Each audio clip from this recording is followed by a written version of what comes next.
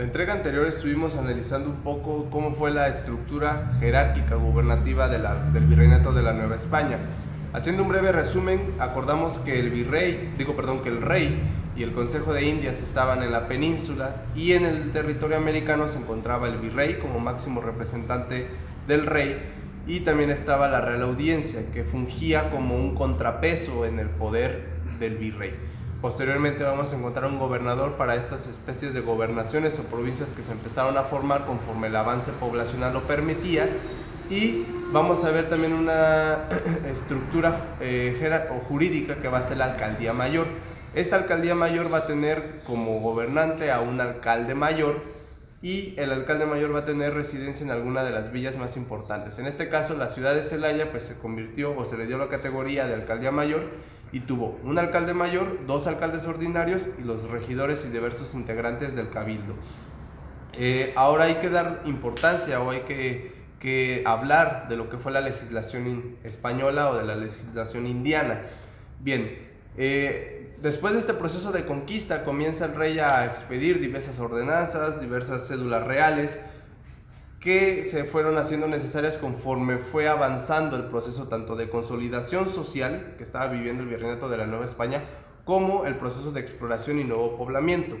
En ese contexto fue en el año de 1573 cuando se dan o se expiden las ordenanzas de descubrimiento, nueva población y pacificación. Estas ordenanzas son muy importantes porque vinieron a poner orden, ¿sí? Se empezaron a analizar todas las reales ordenanzas, todas las cédulas reales que había emitido el rey anteriormente, y se empezó a hacer un solo compendio jurídico, ¿sale? Que se va a convertir en estas ordenanzas de descubrimiento. Uno de los personajes que tuvo mayor participación en este proyecto fue Juan de Obando y Godoy.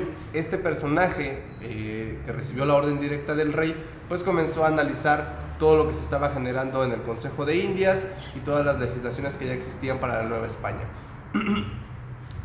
Temporalmente, estas ordenanzas son muy cercanas a la fundación de la villa de Celaya. Hay que recordar que el proceso de fundación de Celaya se concluye el 1 de enero de 1571 y las ordenanzas se expiden en 1573. Estamos hablando de 2 años de diferencia más o menos.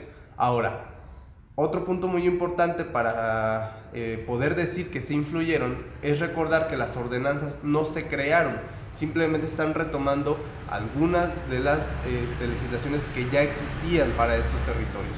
Uno de los casos particulares que podemos analizar es que en estas nuevas ordenanzas se menciona que la iglesia principal o la iglesia parroquial no va a estar en la plaza de armas, ¿sí? No va a estar junto a la casa de cabildo, en lo que nosotros actualmente denominamos como jardín principal. Si nosotros analizamos lo que es el jardín principal de la ciudad de Celaya, es claro que no tenemos una iglesia. La iglesia principal, que en aquel momento fue el templo y convento de San Francisco, pues se ubica en lo que actualmente denominamos como la Calzada de Independencia. Si nosotros vamos y visitamos algunas ciudades que tuvieron un origen novohispano, quizá paralelo al de Celaya, posterior o anterior, es muy probable que encontremos una iglesia en la plaza principal. Uno de los claros ejemplos pues es el mismo Zócalo capitalino, donde está la Catedral Metropolitana en esta zona.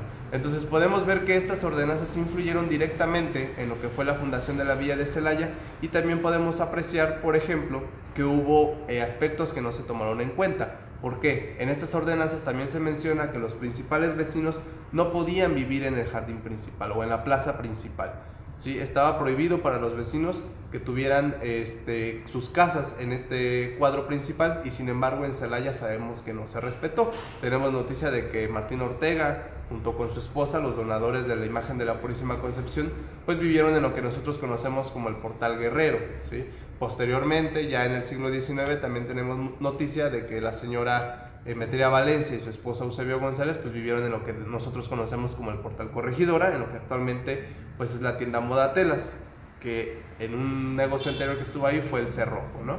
Entonces, la legislación española fue casuística, ¿sí? Se empezaron a implementar muchas leyes conforme fueron avanzando los procesos de consolidación y de exploración. Sin embargo, hay que tomar mucho algo en consideración. Por más que las leyes que se expidieron desde España dijeran una cosa, muchas veces no se aplicaban al pie de la letra en los territorios novohispanos. Entonces, vamos a ver que es un error, o sería un error, nosotros seguir denominando como época colonial o considerar al virreinato de la Nueva España como una colonia, cuando en realidad no fue así. Tuvo una jerarquía gubernativa muy bien establecida, las leyes no se aplicaban tajantemente como se expedían de España. Entonces, para hacer alusión a esta época podemos utilizar los términos o época novohispana para referirnos a la Nueva España concretamente, o época virreinal, hablando de los virreinatos de la Nueva España, del Perú, del Río de la Plata y las diferentes capitanías que se fueron generando ya en el siglo XVIII. Eso es muy importante. ¿Por qué? Porque a la llegada de los Borbones al poder en España comenzó un proceso que se denominó como reformas borbónicas. Estas reformas borbónicas, que tenían como fin centralizar lo que es el poder político y el poder económico, pues vinieron a modificar un poco las cuestiones de la jerarquía gubernativa y de la administración del territorio. Entonces, las alcaldías mayores desaparecen, pero se les denomina ahora subdelegaciones. Las provincias desaparecen y comienzan a surgir las intendencias. Entonces, para el caso de Guanajuato, que se convirtió en una intendencia, estuvo integrada por varias subdelegaciones: Celaya, San Miguel, Guanajuato, o lo que podríamos decir como Guanajuato capital, San Luis de la Paz y San Miguel el Grande. Esas eran las subdelegaciones que integraban la intendencia de Guanajuato. Guanajuato tuvo dos intendentes muy importantes. Uno fue Amadi Tortosa, el primero de ellos, y posteriormente va a venir Antonio de Riaño, que bueno, ya conocemos el fatídico final que tuvo, un balazo durante la toma de la Alhóndiga de Granaditas el 28 de septiembre de 1810.